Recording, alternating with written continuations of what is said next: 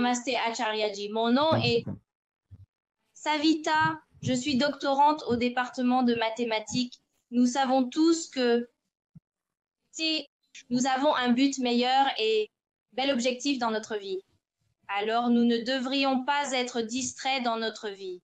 Alors, comment entraîner notre esprit pour que nous ayons un contrôle sur nos sens ou sur nos pensées? Supposons que nous sachions que nous avons un but, que nous devons l'atteindre et par exemple se lever tôt est une bonne habitude, mais même dans la nuit, de nombreuses pensées surgissent et nous continuons à regarder des vidéos ou à perdre du temps sur Netflix, puis après un certain temps, nous regrettons cela.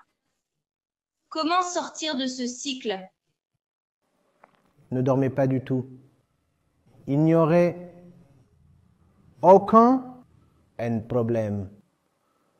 Comme se réveiller au bon moment ou de ne pas se réveiller au bon moment. Vous voyez, on ne peut pas vous apprendre ces choses, c'est une question d'amour. Le fait est que notre système tout entier, notre éducation, notre voisinage, la façon dont nous sommes élevés, étouffe toute spontanéité. En fait, nous avons peur de notre spontanéité. Plus encore, si je puis dire, en tant que femme. Nous voulons donc être éduqués même en amour. Nous voulons être formés même dans ces domaines. Si vous savez que quelque chose est juste, si vous savez vraiment que quelque chose est juste, vous le faites simplement. On n'attend pas d'être formé pour cela. Ou peut-être que c'est quelque chose.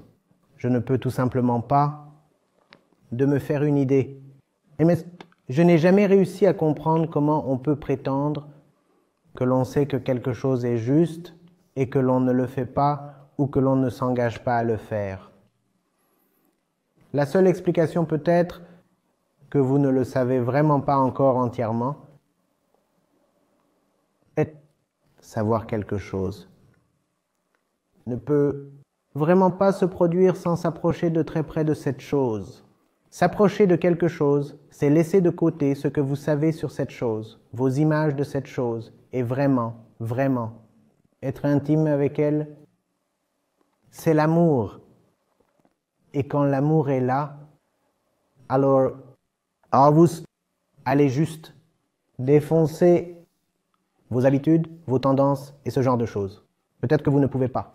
Peut-être que vous ne pouvez pas vous forcer à dormir à la bonne heure. 10 heures, 11 heures, mais vous savez que se lever le matin est quelque chose de beau, de l'amour. Alors que faites-vous alors? Vous dites, très bien. Si je ne peux pas me lever à l'heure, je ne dormirai pas du tout. Laissez ces habitudes faire ce qu'elles veulent faire. Je ferai ce que je veux faire. Les habitudes, me disant, nous ne te laisserons pas dormir à l'heure qu'il faut. Et je dis aux habitudes, peu importe que je dorme ou non, je dois être réveillé à 5 heures du matin parce que le lever du soleil est si spécial. Alors si vous me tenez éveillé jusqu'à 2h30 du matin, je dirai très bien, 2h30 de plus, je ne dormirai pas du tout. Et curieusement, si vous vous réveillez pendant toute la nuit, le lendemain, vous vous apercevez que vous avez sommeil à 20 heures. Alors tu devras t'écraser sur ton lit. Vous voyez que ces deux choses sont concomitantes. C'est une loi. La vraie connaissance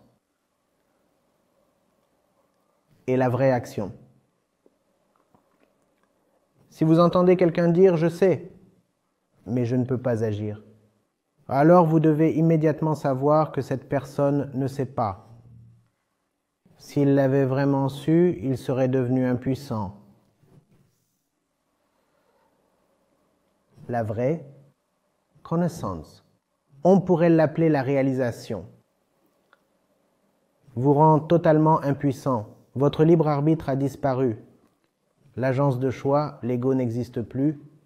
Il s'est rendu à l'immensité, à la beauté. La réalité de ce que vous venez de connaître, maintenant vous êtes sans option. Vous n'avez pas le choix de ne pas agir. Vous devez agir. Et si vous vous retrouvez sans cesse à ne pas agir, alors rapprochez-vous de la chose. Oh, que vous prétendez connaître. Il y a encore une certaine distance, vous devez la combler. Est-ce que j'ai du sens ou est-ce que je suis juste trop poétique ou quelque chose comme ça? Oui, certainement, c'est très bien expliqué. Donc, je veux juste savoir comment s'en approcher. Comme vous l'avez dit, allez-y et informez-vous, connaissez les avantages. Si vous n'agissez pas en fonction de ce que vous savez, cela signifie que vous êtes encore à une petite distance de cette chose. Que vous êtes toujours à une petite distance de cette chose. Il doit y avoir un objet auquel vous faites référence. Demandez-vous si je connais vraiment cet objet. Cet objet peut être le lever du soleil. Cet objet peut être le fait que vous vouliez faire du jogging. Cet objet pourrait être le but de la vie. Cet objet pourrait être une personne. Si vous dites qu'un objet particulier existe et que néanmoins, vous ne pouvez pas agir de manière décisive par rapport à cet objet, alors dites-vous que vous ne connaissez pas cet objet. Une fois que l'on sait quelque chose, il n'y a plus deux options. Soit vous agissez, soit vous n'agissez pas. Soit vous dites que je me lèverai à 5 heures du matin, quoi qu'il arrive, soit vous dites que ça n'en vaut pas la peine, je ne me lèverai pas. Vous ne restez pas sur le carreau, sur cette voie médiane et mesquine où vous dites que je veux me lever, que je ne me lève toujours pas et que finalement vous vous tirez du lit à 7h30 du matin. Non, rien de tout cela. Alors, mon conseil est le suivant.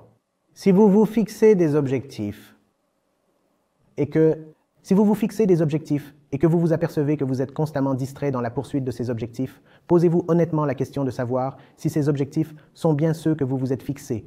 Demandez-vous honnêtement si ces objectifs en valent la peine. Peut-être que vous visez juste ces objectifs à cause de la pression sociale, ou dans votre ignorance, ou par peur. Et c'est pourquoi tout le pouvoir intérieur n'entre pas en jeu. Votre soy ne vous aide pas avec son énergie illimitée. Parce que le moi n'agit pas selon les dictats du monde. La seule chose qui peut le faire bouger, c'est l'amour véritable. Ou vous pourriez dire la vraie réalisation, la connaissance claire comme du cristal, ou claire comme de l'eau de roche. Et alors il bouge et la puissance est impressionnante. Vous oubliez toutes ces choses à propos de dormir, manger, se baigner, ceci, cela, avoir bonne mine, d'être dans les bons livres des autres, de maintenir sa personnalité telle qu'elle est, toutes ces choses disparaissent. Il ne reste qu'une chose, la chose la plus importante. Et vous vous y consacrez totalement. Et vous ne vous souciez pas des autres choses, alors. Donc, sachez pleinement. Et continuez à savoir, jusqu'à ce que votre connaissance devienne une action aimante. Et le conseil que je vous donne en tant que jeune étudiant est le suivant.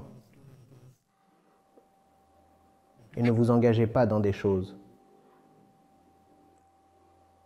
que vous n'avez pas vraiment compris. On ne peut jamais avoir une compréhension parfaite. On ne peut jamais être clair à 100% sur quoi que ce soit. mais dans la mesure du possible. Recherchez la clarté. Et cela résoudra beaucoup de problèmes. La clarté deviendra votre moteur. Vous n'aurez plus besoin d'être motivé. Vous n'aurez plus besoin de vous pousser.